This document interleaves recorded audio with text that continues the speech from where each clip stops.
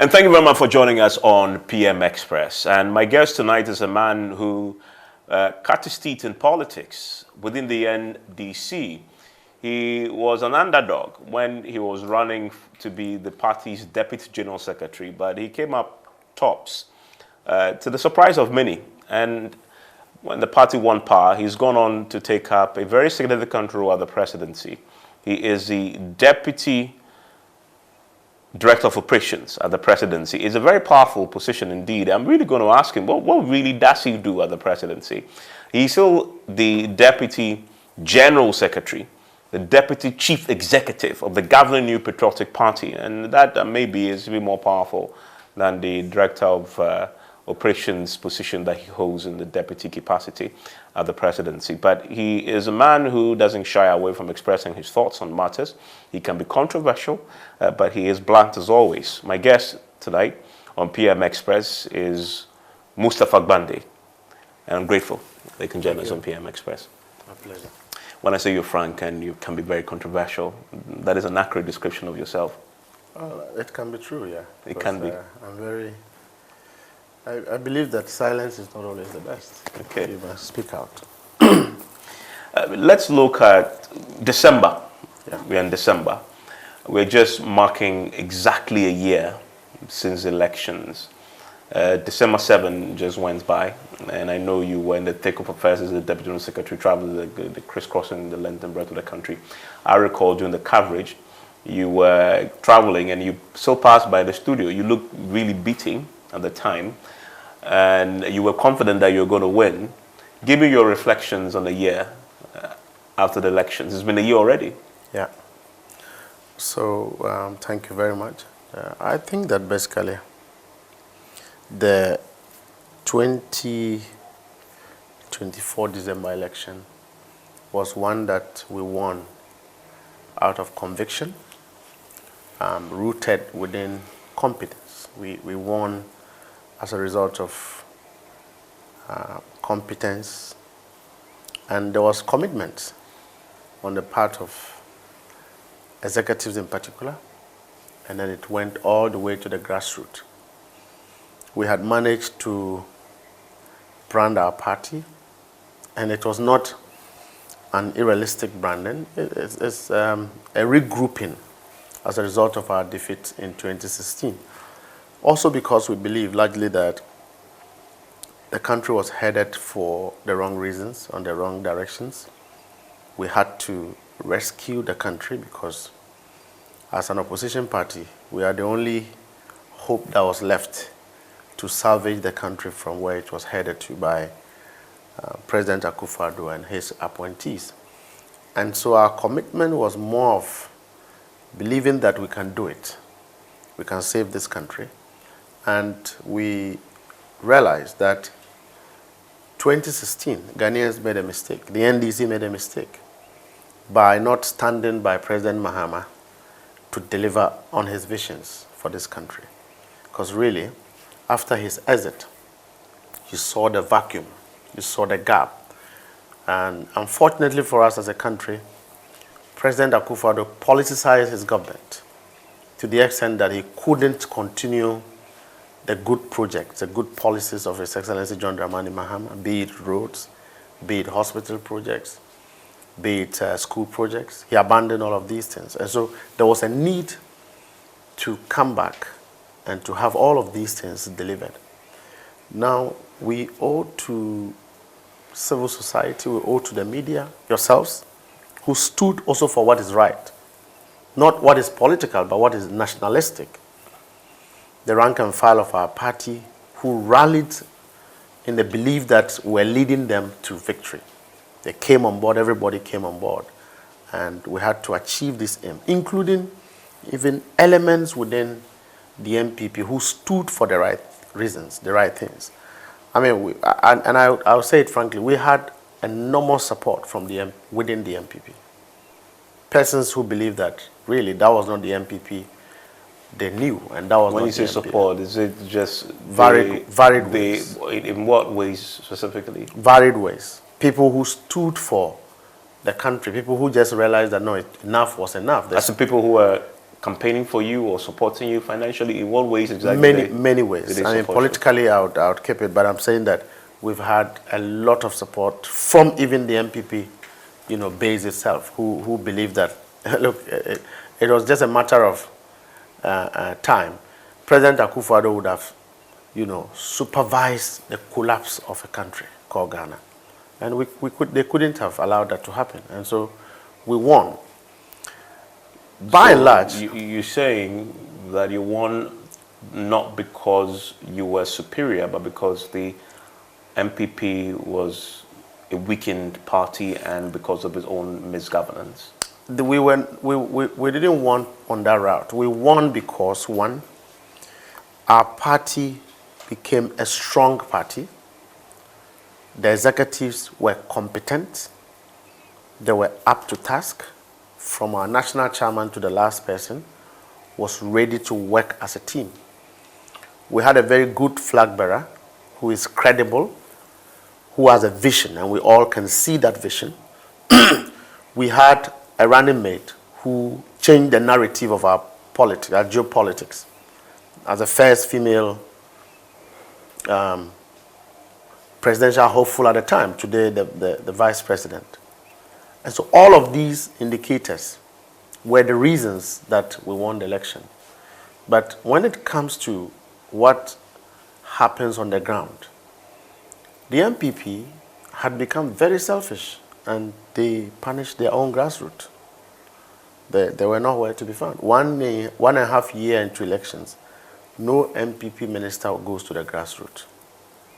I mean, from constituency to the ground. They were not going. Even after they've lost today, they haven't been able to see the need to respect that without the base, you don't have a political party. So what you see is a few individuals who have privilege of resources, ramping around Accra and talking, but really on the base, the parties collapsed. In a year since elections, what would you say has been the biggest challenge for the NDC? We don't have a challenge. What about your foot soldiers, rank and file, who sacrificed to get the party into power? That you, as a grassroots man, typical grassroots man, you led and mobilized. They ushered the party into power with huge expectations. Have the expectations been met? Well, I won't call that a challenge. I called it a natural phenomenon that we would encounter, but it's something that we will overcome. Because President Mahama have made a novelty. He's undertaking some novelty, and we must applaud him for that. In the history of this country, this is the first time you have actually seen the effort to decentralize appointments rooted within the party. About 80 to 90% of national executives are in government, playing various roles. In the past, it didn't used to be like that. If you go to the regional level, a number of regional executives have been put into government, the same as constituency level. When you profile our party, you'll find out that even at constituency level, we have people holding masters and PhD who are constituency executives. This was a party 10 years, down the line. People were calling us veranda boys and girls who were not educated. Today, if you talk about a legal wing, we have a legal wing made up of lawyers, competent lawyers. We didn't used to have that 10 years ago. And so this is how we have come on board, and we have tried to bring some of those people into government. Now, the expectation is so huge, the same way we won, the margin with which we won. That is how the expectation is. People who were not political, if you may call it, they are not NDC. They don't even do politics, who just believe that we had to change. They have expectations. Even people who are in government at the time, they have expectations. Our grassroots people have expectations. You cannot do all these things within a year. Government creates, and it creates for the people. As and when government creates, the opportunities are there for the people to benefit. Everybody is Ghanaian, and that everybody should be able to benefit from the opportunities created by government. But if government having created, then everybody would have to wait. So I don't see that as a challenge. I see that as a natural phenomenon that we find ourselves. It's a stage. We are going into year 2 in January. Government will do a lot of things. Constructions will come, a lot of infrastructure development, procurement will be opened up. People who have not gotten the opportunity to do business will then do business. As and when business is going on, people get employed, and we are going to do that, so on and so forth. As to do business, you're giving taxpayers-funded projects to party people to reward them. No. Government to do business means that government of Ghana will do business, and so doing, party supporters will have to take advantage. If you are competent to do a work and you get that job, you would employ people. You employ Ghanaians, and those Ghanaians will include some MPP people, some NPP people, depending upon their competence levels. And so it is not using taxpayers' money to run our party, no. It is that party people who are NDC should be able to benefit from the opportunities that come within their government. The concern from the grassroots, as we've had it play out, is that they've seen people they believe didn't contribute, were not in the trenches with you, get appointments, and a lot of them are wallowing in poverty still with no appointment. You see, it's tricky. To manage a political party, I'm still young in it, I'm learning from my superiors, but the little I know, that we have covert and overt measures or interventions in politics. There are people who play a lot of roles, and you wouldn't even know. There are people you think are your enemies, but they are not, or they are your opponents, but they are not. They are actually there for you. And so, what is important is that the visioneer, His Excellency the President, is like an eagle. He sees more than all of us do. We are following his vision.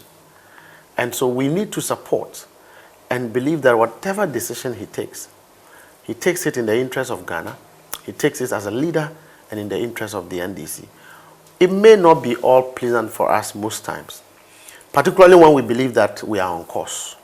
Yes, we have to bring party people on board. We have to bring some Ghanaians on board. That is how we build a society. What is important is that the stunt that you have had to contain in governance between 2016 and 2024, where all of you felt you were not Ghanaians, that sentiment is not longer here. It means that government has departed from the cruel, style of President Akufo-Addo to a place where all of us must feel Ghanaians. This is our country. Everybody must participate in the nation's building. Where in MPP, it wasn't even MPP, President Akufo-Addo decided to centralize everything to his small family. President Mahama have again departed from that, where we have regional balances and a larger group of people must benefit. You do not have the claim that, few Gunja people are in charge or few Northerners are in charge of this government. A lot of people have been on board. It's the first time a president decided to make his cousin the finance minister. The spender makes the treasury, the finance minister from the same blood. That one alone, Ghanaians should have known that nothing good will come out of it. It was just a plan to have a convenience of fleecing this country. What did President Mahama do? He became minister. He brought on board his former deputy minister, Young Atufosin. Today, he is doing magic. We all think he's a wizard, because what he is doing is helping the country. Yeah, but that is at the elite level of the party. You're talking about grassroots folks. The grassroots, those guys in the trenches.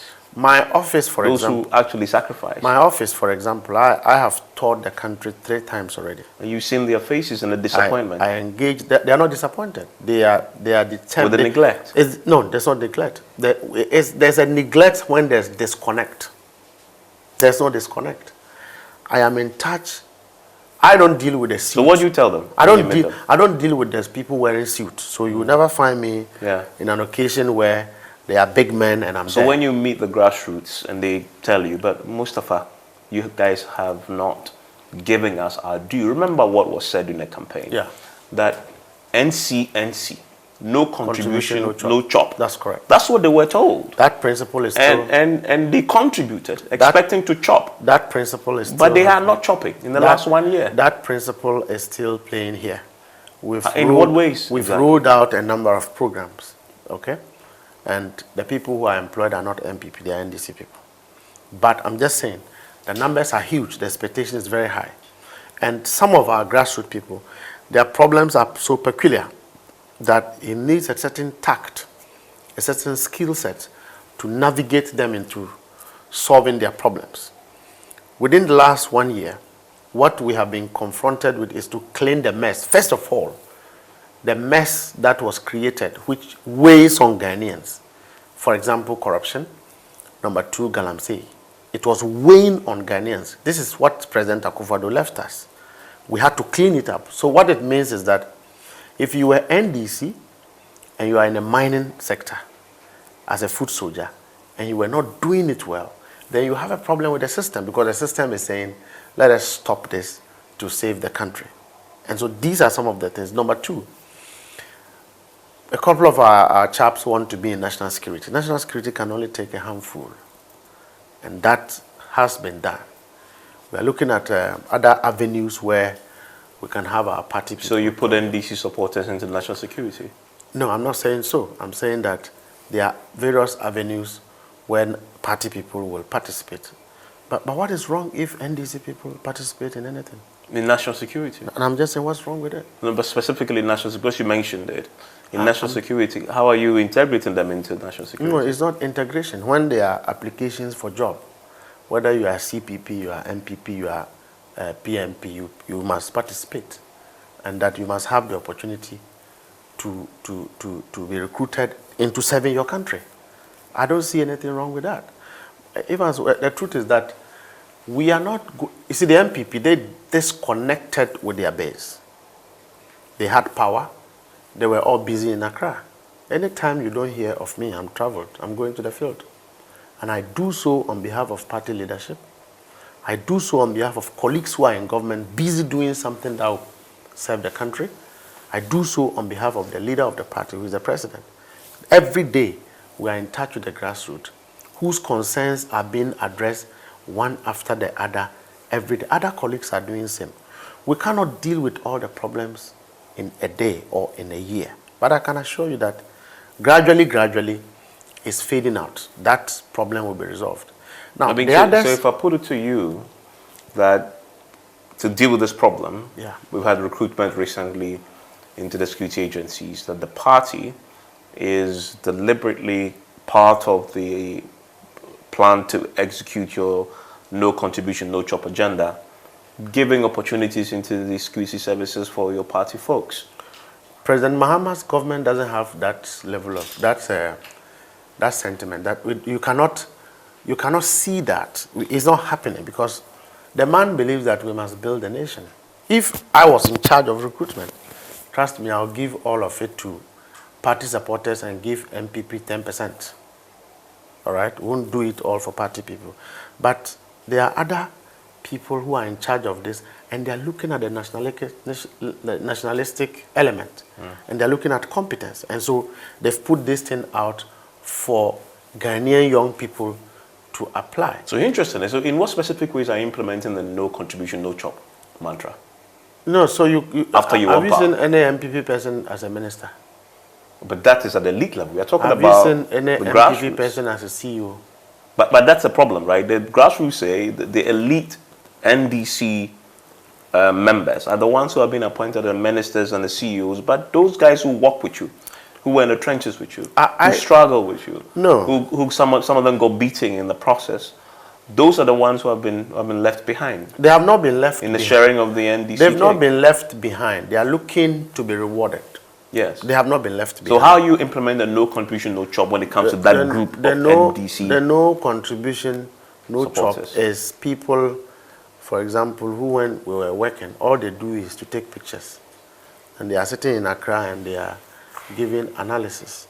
So I wouldn't go and work for you to come and enjoy. That's the meaning of no contribution, no chop. It doesn't mean that when the party is in power, all other Ghanaians are foreigners. That is not what it means. What it means is that within us, if you were the gentle one standing and pocketing yourself, and we are in the trenches and working, then you have to respect that you must wait for us to be able to work. And President Mahama haven't giving anybody who have not worked an appointment. He's rewarded loyalty. At the back of it is competence.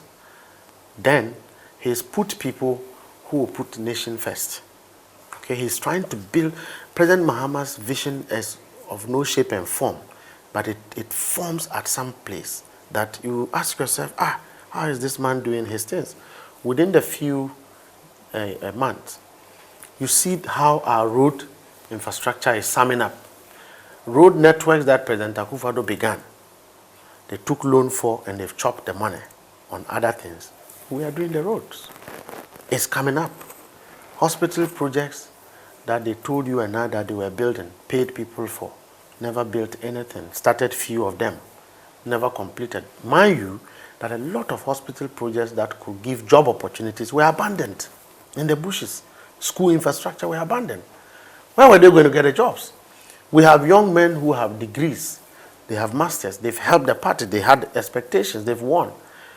We are having a program that is economic recovery by the finance minister, where institutions have not gotten financial clearance to employ people. How are you going to employ these people? You must wait for government to create. Look, the people chop all the money, so you must create the money and employ people. Is that your message to the grassroots? No, that's not I'm telling you. Okay, so what's your direct message to the grassroots who are still expectant that they will get to chop as well? We are in touch with them. They know, they see our messages every day. What are you telling them? I have a way of communicating to our base, but I'm just telling you what I need to let you know is that we appreciate everyone's patience and contribution. We recognize the fact that minus everyone, we couldn't have won the elections. But it is also true that government cannot solve everybody's problem a day. Some of our appointees are not helping, but that is for the president to deal with. They are not helping the cause of the party in how they discharge their responsibilities and how they go about things at their outfits. We've taken note of that as a party. The mistake of the MPP, again, our lesson notes, is that they didn't supervise their government. The party became dissolved into the corruption of the government when President Akufo-Addo was in power. We want to stand out at some point and look at whether or not our government is aligned, because at the end of the day, you must have an internal base, then look at floating support. If your internal base is collapsed, whatever support you get outside will not make you what you want to become. So we want to hold our party base stronger together, but with patience, resolving their concerns day by day. Everyone, including the president, the national chairman, the general secretary, acknowledges the desire, the appetite, the enthusiasm to get people want to be engaged and all of that. But they also know that it's impossible, because we can't do all the things in a day. But even considerably, we are helping our party people gradually. Looking back a year on from the elections, December by this time, yeah, you had won the elections, the Electoral Commission had declared you the winner, but you had fundamental issues with the commission. The chairperson and deputies appointed by Akufo-Addo. A year on, there are petitions now that have been activated for their removal. The NDC wants them out. The NDC doesn't want them out, but I want her out, because she's a recipe for chaos. The whole commission is presided by incompetence, and when you are going for an election and you cannot trust the referee, it's dangerous. That's where the chaos starts from. The bottom line, the danger, and what threatens our democracy is when the referee of an election cannot be trusted, and when you cannot go and sleep and think that you are going to an election tomorrow. The referee is independent, and that is the contemplation of the Constitution, first of all, that the referee is competent to be able to deal with what he has to deal with. And I don't think Jean Mensa and her commission, some of her commission members, have acquitted themselves well as far as giving Ghanaians an assurance that we are organizing an election where your votes cast will be secured, protected, and same declared. if you look at the run-up into 2023, 2024, even assembly election, they couldn't organize properly. You were in this country. As far as late as last January, February, there were places that Gentlemen haven't been able to organize assemblyman elections. All right? And in the run-up of 2024, there was all indication that there was some sort of agenda being cooked to rig the election.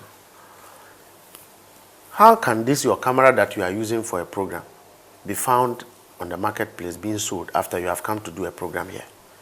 It baffles my mind. But they punished the individual. No, it's not about punishment. It means that somebody wasn't doing their job. The chairperson was sleeping. And that, for me, that mistake should not be forgiven. I mean, they are bad nuts in every organization. I'm sure they are bad nuts in the NDC. There's nothing that is a bad nut. The General Secretary doesn't take blame for one individual's misconduct. When you have an irresponsible parent, you kind of have kids who are responsible. It is a responsible parent that will tell you, when you finish this work, park these things here, put a padlock and lock it so that nobody tampers with it, because it is an instrument that guarantees the independence, the credibility, the free and fairness of interference on the activities of the Electoral Commission. Mind you, activities of the Commission are so regimented within law, minimal discretion. And so when you go about your duties in this manner, what you do is to circumvent the act. Look, the MPP had prepared with the Commission to rig the election. One, they had soldiers at most of the places on standby to try and scare the voters away so that they can rig. They had systems put in place in some parts of the country, including South Africa, to rig the election. In South Africa? On the 7th. Their system, in South Africa? Yes. Why South Africa? What's the next? They thought they were wise. Their system crashed. They brought hackers into this country as a standby plan. It didn't work. There was every indication that Nana wanted to repeat 2020 with the help of some officers at the Commission. Even the recruitment of presiding members. When they went to Ejisu to conduct a Ejisu election, their own election, loan raise, the NDC wasn't there. The people they use as Electoral Commission officers. Afterwards, we analyze it. You'll find MPP polling station executive, constituency executives, be presiding members and being a returning officers. When you do that, you are building chaos. And don't blame NDC and MPP when there is chaos. Blame the Electoral Commission. You said the NDC does not want Jumensa and her team out, but you do. The chairman of the party, Sidon Ketia, had been on my show this year, and he was the first to publicly make the point that they must go. If the chairman says it, the deputy general secretary says it, surely the NDC believes they must go. In fact, I'm saying it vehemently that, you see, but the general secretary of the MPP is also calling for same now. Yeah, it makes my point. So chairman says so what it means, she must go. General Secretary says she must go. Deputy General Secretary says she must go. MPP, this is an NDC conspiracy to remove her. MPP General Secretary says he must go. Well, he didn't say he must go. He said so. He says, and I did the interview, he says that he finds it difficult to defend her now. No. There were instances where he granted other interviews away from your platform and said she must go. She's incompetent because they believe that... Well, that's not what he told me. He says he finds it difficult to defend her now. I'm not quoting your show. So was MPP defending Electoral Commission officers? Do they have to defend Electoral Commission officers? Is there an NDC conspiracy to do they have a does the MPP have a duty to defend the Electoral Commission? The Commission is in itself is defended by the Constitution. Do they have any duty to defend the Commission? Were they defending the Commission members because they have some interest, and that interest have diminished? So therefore, they have withdrawn their support. The NDC, as we were in 2024 and today, do not need to rig an election. We do not need a compromise commission to win an election. We want a free and fair election to be held. That any party that emerges should have emerged because you have worked hard, you have packaged your message, you have done everything possible that, helps you to win an election. But when we have a commission that you cannot differentiate the outcome of election from the independence of the referee, then it is problematic, Evans, and it's dangerous. So then, did you engineer the petitions to remove her and the deputies? The people who have petitions are not NDC members. In fact, the NDC behind? No, NDC can. If we want to do it, I'll write the petition myself because I'm a Ghanaian. In as much as I'm an NDC, I'm a Ghanaian. Evans, let me tell you, I pursue what I believe in, and I pursue it vigorously. When I intend that on behalf of the NDC, I want to petition the removal of an incompetent person from office, I will do so without fear. But as far as I'm concerned, we are too busy to deliver on our mandate, to rebuild a country, to lift off the burdens placed by President Akufo-Addo on the shoulders of the people of Ghana, than an election. In between, any election that comes, we believe that we are competent and ready to win that election. We do not need the Electoral Commission to help us. But you raised a fundamental point about you want a credible election, and that you don't trust the EC chairperson, and you want her out. The chairman wants her out. The general secretary wants her out. But this is the same commission executives who supervised the elections that delivered to the NDC an overwhelming, historic margin of victory with a supermajority in Parliament. So where is the basis to suggest that there was this grand scheme to rig an election? If there was, how did they deliver that significant, more than 1.5 million votes almost? My national chairman says that you eat with the devil using a long spoon. We had a long spoon in our hands. So we prepared for the elections. We believed that because they wanted to rig, we would defeat them with a huge margin. So we worked. We worked hard. The votes that we got was hard work plus vigilance. Yes, so Ghanaians voted for you because they believed in your message. Yes. And the EC chairperson could not have done anything about it. That was true last year, it's true today, and it will be true tomorrow. We are only having this conversation because the gap is huge. If you needed one vote to win an election, that is where the crisis is. So if we were there, the argument would be that, is the commission credible enough to guarantee that that one vote is a genuine vote to make a party win election? So are you saying that the EC still manipulated partly the results that we saw? We activated body cameras, there was vigilance, and that is how come you saw. And I still stand. So you made it impossible for them to rig it? Yes. I still stand to say that President Akufo-Addo used machinations to rig the 2020 election. That election was... No, that's 2020. Let's talk about 2024. That 2020 election was rigged. And they wanted to do same in 2024. We learned the lessons from 2020. And we prepared ourselves. And going forward, there will not be any rigged election in this country. Unless some of us are not executives of the party. There will not be any election where anybody rigs.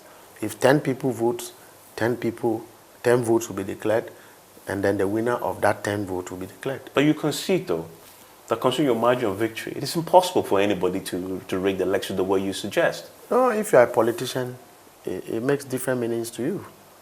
You don't take these things for granted. You don't. You know, historically, though, parties have always held this position against the Electoral Commission.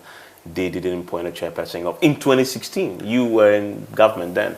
The NPP accused the then commission executives of plotting to rig the elections. They actually even went and did a research from Togo and did a presentation and told us all manner of stories. And they still won the elections again at the time with a historic margin. Yeah. And they still went ahead and appointed a new chairperson, and we saw what happened with the previous administration. We are now repeating that same movie script with different characters. This time the NDC is the protagonist here. You've complained about it. You go into an election, you win with a historic margin again. And here we are with a petition that has been sent to remove her. Same script as acted by the NPP, now being acted by the NDC. The scripts are not the same. What's the difference? The scripts were that the NPP never doubted the competence of Charlotte Mensah. They did. But they doubted her loyalty because they believed that she was appointed by President Mahama, and that because she was appointed by President Mahama, they thought that she would have been compromised. And it's okay to think like that. Today, we are not talking about who appointed Jim Mensah. That is not a conversation. The conversation is that I am giving you particulars of her incompetence. I am also giving you particulars of how dangerous their incompetence is to the stability of this nation. And that is our script. Our script is rooted in these two key issues. We know she goes for parties with President Akufo-Addo. She's friends with all of them.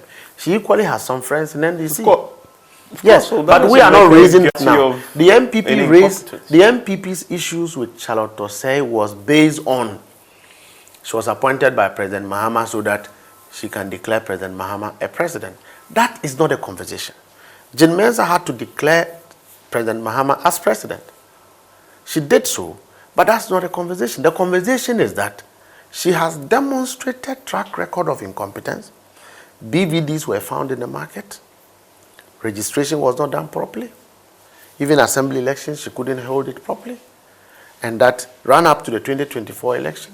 There were a lot of issues that were raised, bordering on credibility and independence of the elections she was going to organize. She rubbished it. We only have to defy the odds to go and work hard. Minus that, we would have lost the election because the Electoral Commission was not competent. I don't know whether she wanted to favor the MPP or not, but I'm saying she wasn't competent. And that is our script. And that script will be played louder.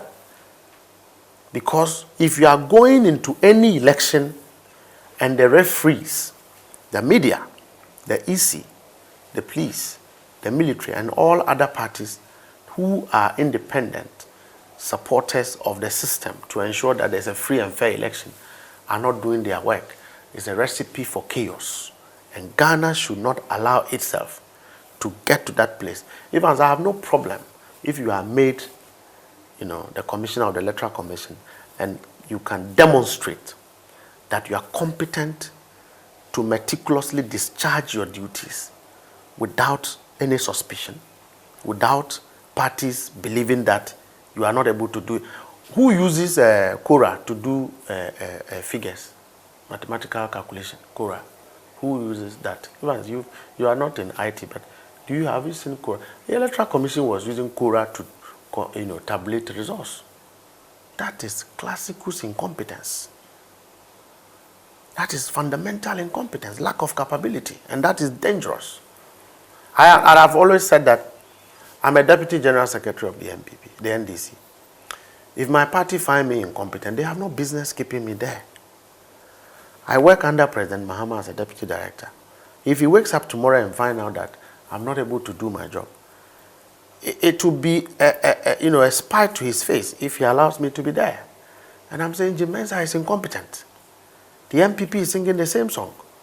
Don't you think that we need to get an independent person? The people who have petitioned, they have attached particulars. And I want to reference you to Justice Gau and S. Gau, who have contested MPP primaries. Today, he's a Supreme Court judge. So I believe that it doesn't matter your political color. If you want to do things out of conscience and out of your capability, you can do it. So it is not about who appointed Jim Mensah. It is about herself, her competence.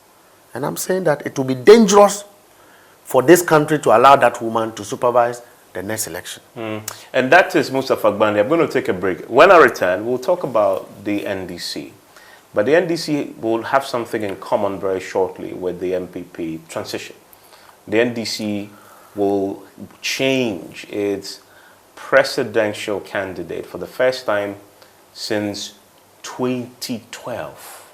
That's a long time for a party to have one person on the ballot, and they'll have to make that transition. The MPP started theirs last year. It's been challenging. They're going to another primary. I wonder how the party is preparing for this period of possible upheaval.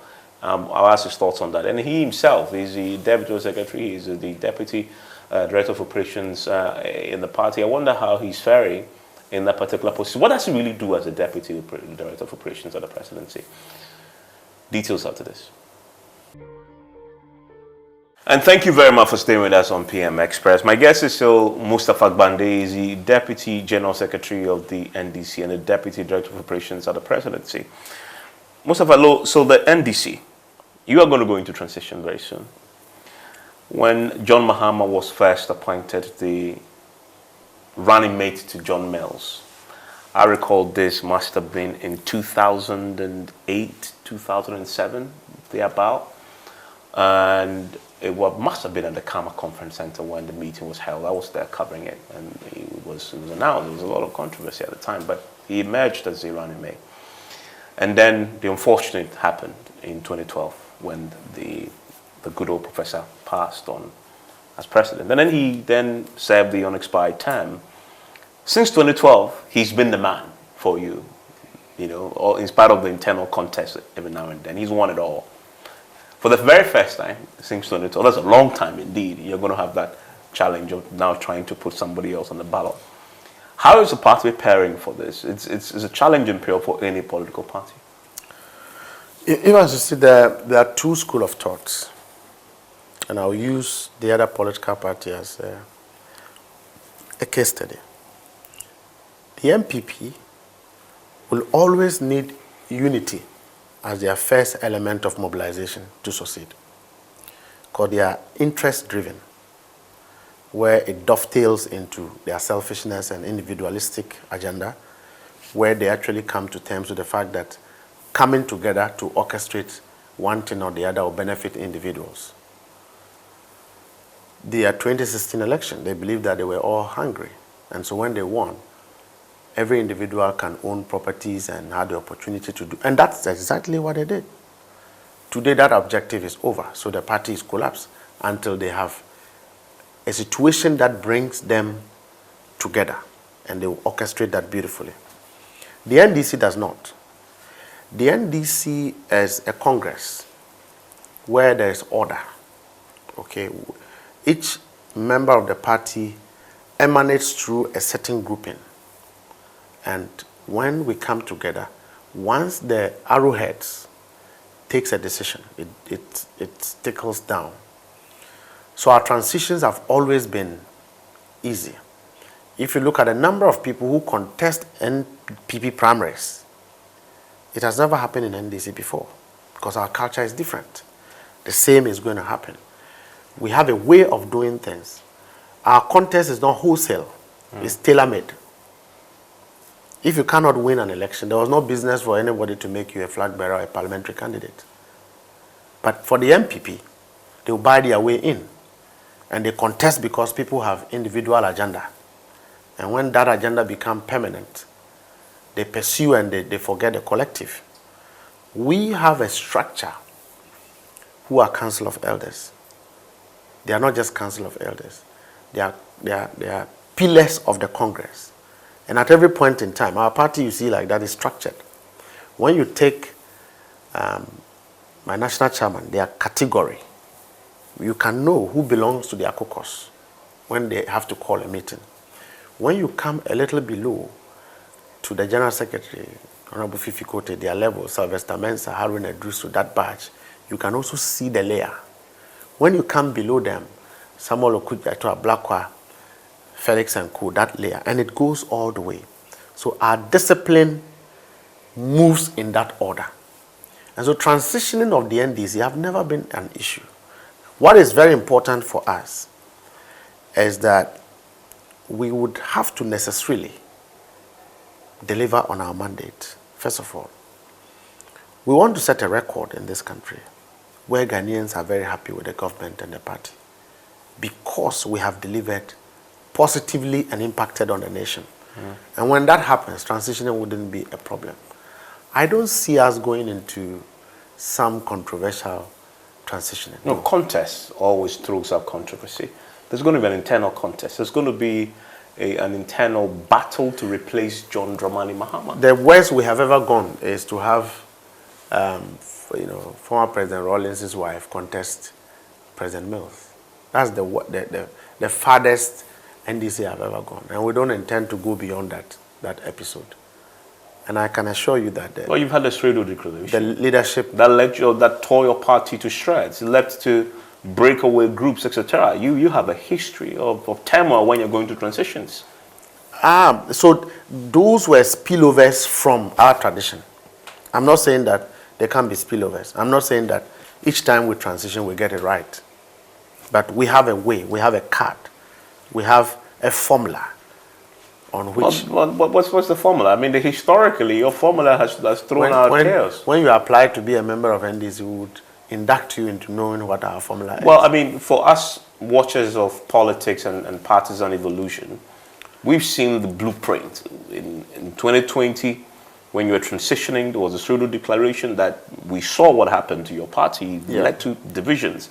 We've seen, you mentioned it, the former First Lady contesting. There was the Fonka Games, and that tore your party, left your party again very divided.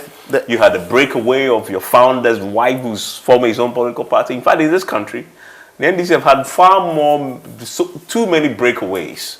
Yeah. Various political parties coming out, and all of it seem to tie into transitional periods. Breakaways have never weakened the NDC. There's one thing in this party. The party rewards loyalty and preparation for a future.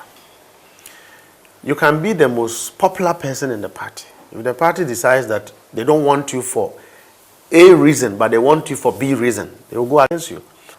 And as we speak now, because of the developments that we have gone through, there are a lot of people who are competent enough to become presidential materials in the party. But they are under control. They are not left loose like the MPP is now. I have set up a small thing that have collated everything each and everyone is saying under MPP today, as far as their internal contest is concerned. And we are going to have those things projected to contradict their credibility in future. So you mean you're going to use the MPP's internal mudslinging against them, whoever wins? Voila, we are going to do that very well. Very, very well. Because if they you have a team that is monitoring and gathering, of course, if they the words they're using against each other. If they finish all these drama they are doing, a recycle plant of the same people who rigged this nation, let them choose the one they like, and we will debrief about that person. So in the meantime, they have a field play. But we haven't left these our potentials loose. They are under control by the party. Are they?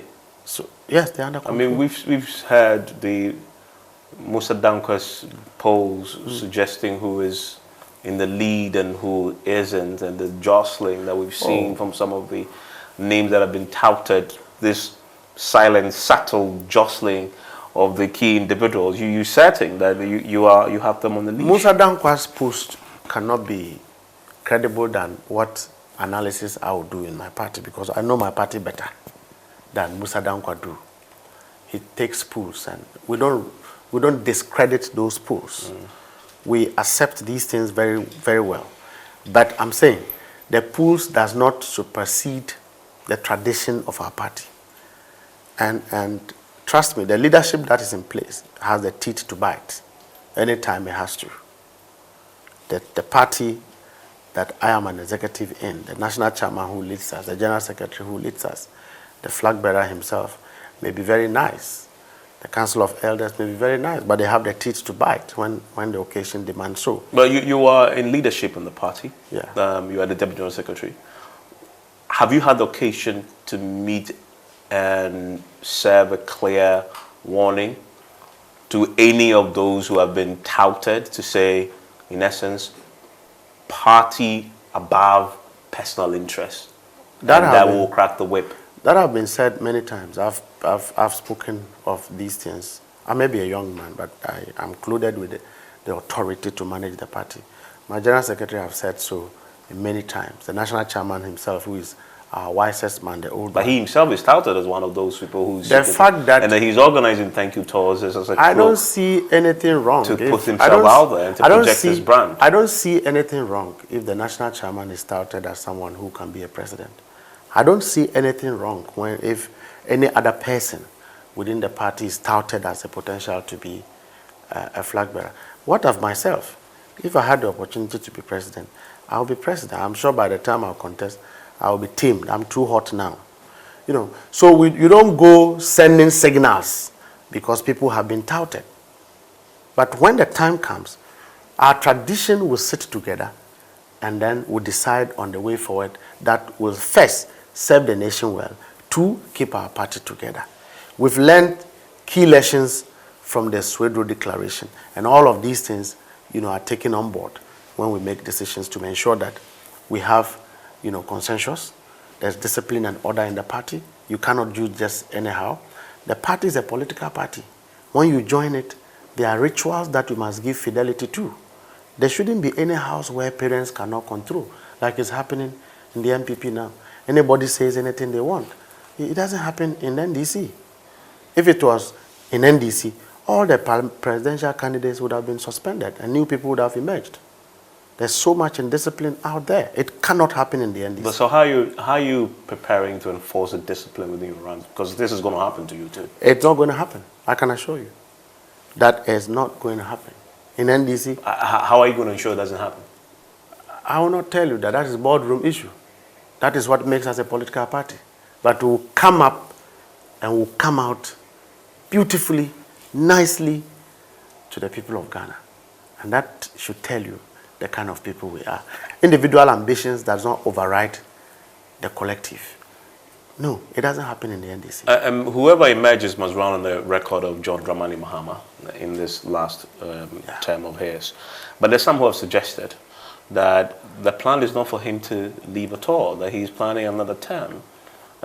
This has been leveled against you, and that this all movements and shake-up you're doing in the judiciary with the removal of the former Chief Justice and appointment of a new one is all part of a grand conspiracy to perpetuate his tenure in office. The removal of the Chief Justice has nothing to do with the executive of the NDC, the executive of government, I mean President Mahama's regime. Somebody will go for an interpretation of the constitution of the matter, and as he has been suggested... Is interpretation a wrong procedure, a wrong remedy to seeking clarity and advice? Is there a need for clarity? Do we have a constitution in place? We do. That's what the constitution says. Yeah, but is there any clarity around the terms of the president? Is 2 terms I'm saying that if you know that it's 2 terms and it's finished, then your guess is good as mine. If you also know that there's a remedy in the constitution where the cure resides in the judiciary, you must go to the judiciary. And if anybody is doing that, I do not see a problem with it. We cannot have a chaotic society.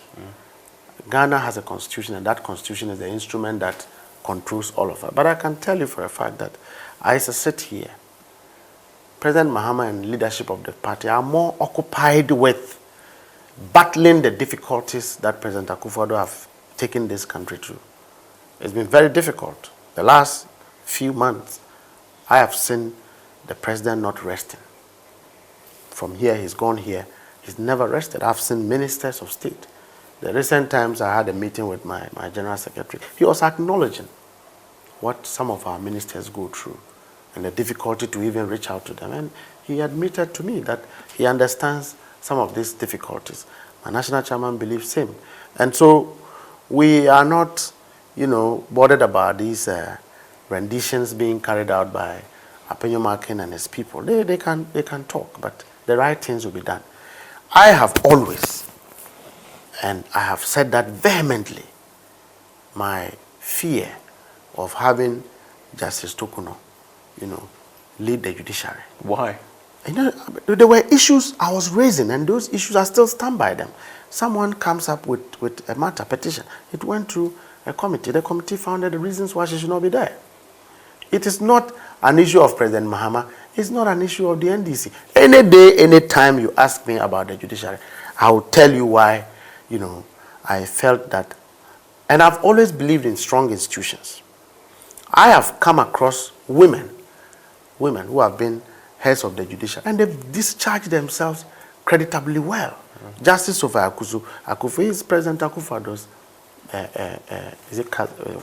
their family members. I don't know about that. But if there's an opportunity for her to be a Chief Justice today, I will be one first person to advocate for same.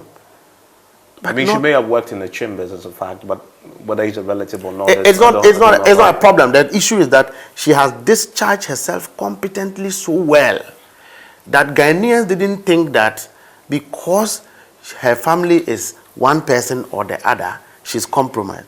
I cannot say the same of Justice Tokono. And I cannot say that she discharged herself creditably well. I'll say that and take responsibility for it. You know, and I have always said that her wounds were more deepened by the posture of Appointee Markins. Appointee Markins is the one that destroyed Justice Tokono. If she has anybody to accuse, it should be Appointee Markins and not anybody. Why do you say that? Appointee Markins helped in politicizing her. No. Appointee Markins helped the individuals who are bystanders.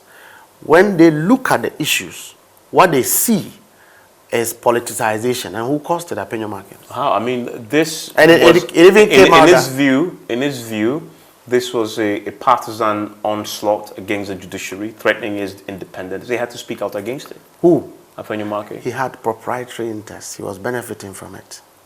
In what ways? He was a subcontractor. His companies were doing business at the judiciary. But again, I don't have any evidence. He has never come to deny. He has never come to deny. Well, the fact that he hasn't denied doesn't mean that he indeed is indeed factual. And I can say to you for a fact that, you know, if there was anybody who exposed Justice Tokono to all these crises, it's Appointee Markins. Not the MPP per se, it's Appointee Markins.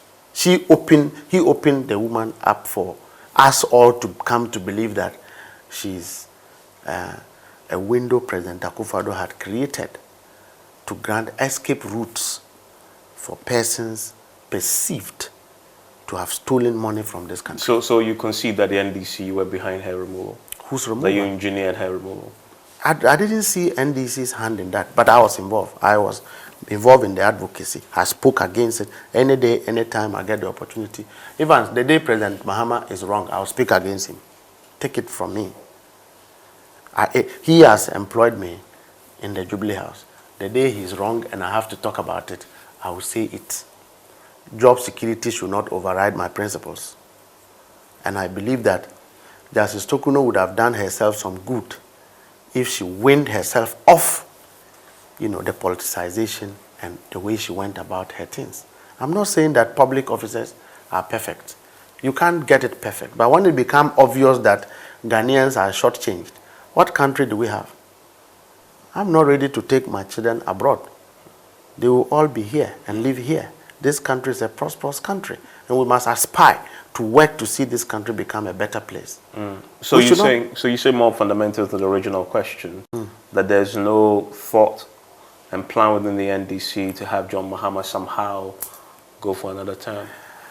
That conversation is not here nor there. It's not a conversation I have applied my senses to at the moment. What is important is that we will hold our ministers to the fire to deliver. And what for you, somebody must replace him. What for you should be the ideal replacement? I'm not talking about the individual, I'm talking about the qualities you want to see in the next leader, presidential aspirant, presidential candidate of the NDC for 2024. Monkeys play by sizes. We will listen to the grassroots, the elders of the party will speak on it. There are other stakeholders who look at their opinion, and that will determine the choice of the party. But you talk to the grassroots. In fact, there's nobody who talks to the grassroots more than you. You are always seeing your pictures, wearing your, your my gears. Outfit and and talking to the grassroots. What are they telling you about who they are now interested in jobs? They are now, angry with appointees who are still employing and promoting MPP people. And that is what I'm busy discussing and trying to deal with. Are there appointees who are appointing MPP people? Yes, some appointees are not living by the president's expectation. They are John Mahama appointees who are appointing MPP people? That is what the grassroots perceive, and that is what I'm just telling you. But how is that even possible? Well, so that is the unthinkable thing that some of them believe, and we must interrogate it and come to terms with They believe. Have you verified? I receive complaints every day about some appointees. They are appointing MPP people? Yes. There are ministers who have left their ministries in the hands of chief directors to do that. But that is Evans, when we won the election, okay, there was a ministry in particular that they intentionally used the minister's Land Cruiser to hit something, and they scrapped it. and stole Land Cruisers. It took drivers to tell us what the chief directors have made. It is not only politicians who are fleecing this country. Chief directors are part. No, so when you say employing MPV, you mean the chief directors are not, they are career civil servants. When you are a career person and you depart from the dictates of the career, you are as worse as somebody who is against Ghana's interests. Have these ministers been told? Have you confronted them? We've mentioned to some appointees, some won't listen, so we have left that for the president. The president has been informed of this? Of course, I've had the occasion to inform the president about some appointees. And he says what to you? He is our father. We will leave that to him. So he's aware? He's aware. He knows what everybody is doing. He knows, President Mahama knows this country and all of us better than we do. You think he's quiet, he's gentle, he's calm. He knows every single thing 24 hours running into this country. In and out of this. He knows details of everything. So if you think you are hiding in some corner and doing something, nobody is watching you, he's aware. But, you know, it's shocking to believe that an appointee of the NDC and the John Mahama will deliberately... An appointee would do that because he has no appreciation of what is on the ground. He doesn't know what people went through to win an election. Because if he knew and if he appreciated that difficulty, then he will understand. You see, these are the people who really work in the party. They don't look nice. They look wretched. They look broken. Some may not be articulating their concerns well. But these are the critical persons who does things for us to win election. So even if you will not help them, you find a better way of dealing with their situation. And we have to take that responsibility. And if you have an appointee who doesn't avail him or herself to this responsibility, you are not serving President Mahama. Are you advocating then that the chief directors who served under the previous government be all removed? I have been advocating for transfers of chief directors long ago. Transfer them where? Take them to different places. And create vacancies in the chief director position? No. You take one from one ministry, bring them to the other place, so that you seal the loopholes, and then you can secure the back of your ministers. Because it takes a chief director to help a minister to do the wrong thing. Everything we are accusing President Akufo-Addo's appointees, you cannot absorb their chief directors of this blame. Their finance directors, you can't. Their HR directors, you can't. An HR director who have gone to school, knowing that it is wrong to employ people wrongly and have done so, must be sacked. Any minister who leaves these things is compromising our fight to better the systems of this country. And that, for me, is a concern. Let's talk about you. You are the Deputy General Secretary, but you are also the Deputy Director of Operations. How are you juggling both positions? One party, one government? It's been a very difficult terrain, and this is the first time I'm serving in government, and I've learned very fast, and I owe this credit to my boss in particular. He's giving me an opportunity to showcase what skill set I have, and on any account I would owe that credit to him. And also today the president has given me an opportunity because he's seen some things I can do or I could do in my previous position. Now, many people do not understand how I work. And that for me is a very good thing. How do you work? You can't predict me. Nobody have been able to predict what I will do in the next move. I can always surprise the whole system. And I don't explain my actions. So you find people accuse me here and there, and I take it in good faith because I won't explain to you. But I mean well for the system. There are some of the conflicts, to resolve it, you must be part of the conflict. You can't sit outside and deal with it. You must be involved. And I do these things. To avert certain situations, you must be absolutely undiscussant about it. Because the moment a lot of people get to know, then you have to spend more resources in trying to deal with it. And I do things in that way. And I think that it has helped the system. Sometimes you must have people who are going backwards whilst others are going forward. It helps you know what you have left behind. and we are willing to play that role. I sometimes get stressed. I sometimes get tired. You know, I wish things go my way. Want to see things happen overnight. That is the kind of energy I have. But the system doesn't function like that. It has to take a certain process for things to happen. And so it's good that these things are happening to me, and I'm learning. I avail myself to the learning. I make mistakes, and I learn out of those mistakes, and I'm willing to move on. What really do you do as a deputy director of operations of the presidency? It's a lot. We have largely departed from what used to be the case under President Akufo-Addo and to doing other sensitive, critical, interventional stuff, you know, that helps the course of government as far as the office is concerned. But you specifically what? I mean, it's just a vague position, director of operations. No, operations. Operation is operation. What is operation? Operation. Government operation is operation. It's a presidency. It's not government, right? Presidency operation is operation. You cannot discuss what you do. But I must be answerable to somebody. I must be answerable to the people. What do you do? I'm answerable to the president.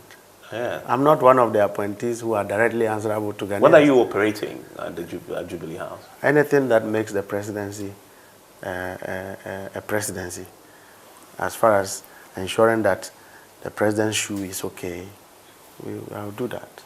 The presidency already has a lot of people for that purpose. You have the chief of staff, you have the deputy chief of staff there. They take care of the staff. But that's why I'm there. I work under the chief of staff. And it's the chief of staff. We have people who do the groundwork.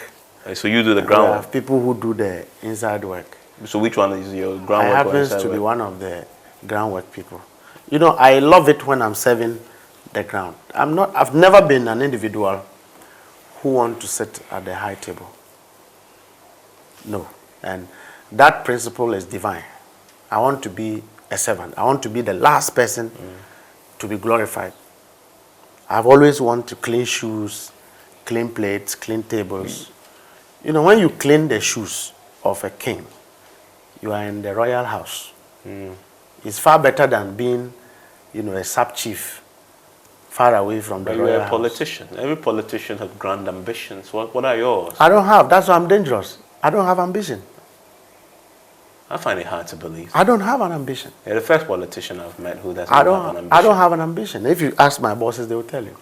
I'm so content that... You're being a deputy general secretary? You're content with being deputy general secretary and a deputy... When I serve and I have to go out, I will go out.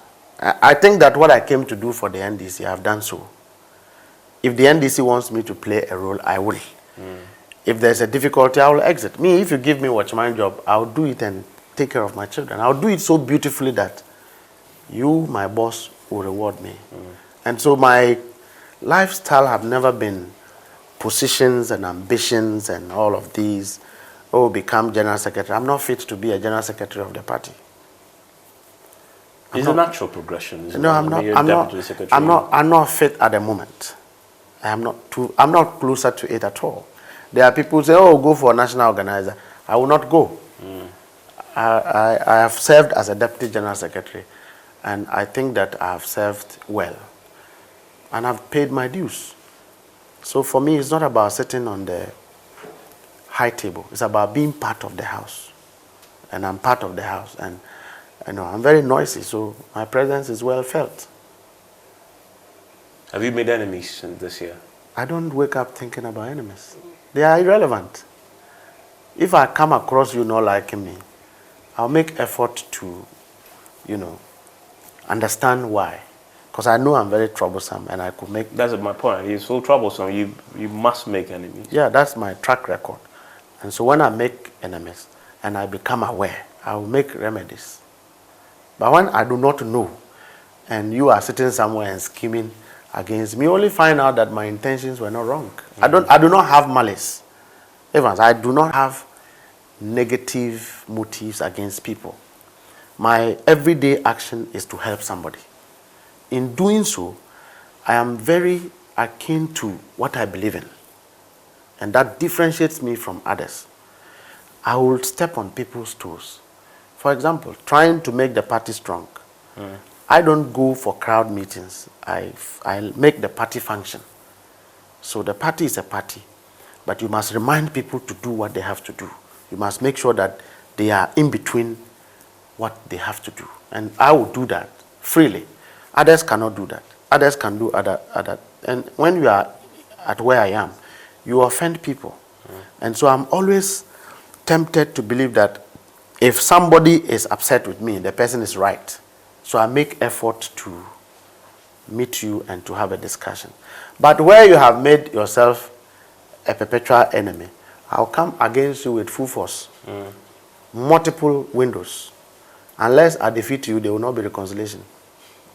And that is Mustapha Gbande. He is the Deputy General Secretary. Are you resigning soon as one of them? Because no. The last time, you hold on to both. The last time I checked, I was exempted from the people who will resign, whether to contest election in the future or not. So, I mean, so you're going to hold both positions? If the president, the president haven't told me that I'm not doing my work. I have energy. Even as I'm sitting, I'm a young man. Okay. I have energy. Thank you very much. I'm grateful. And that is Mustapha Gbande. He says he's holding on to both positions, Deputy General Secretary and Deputy Director of Operations at the Presidency. Enjoy the rest of your evening.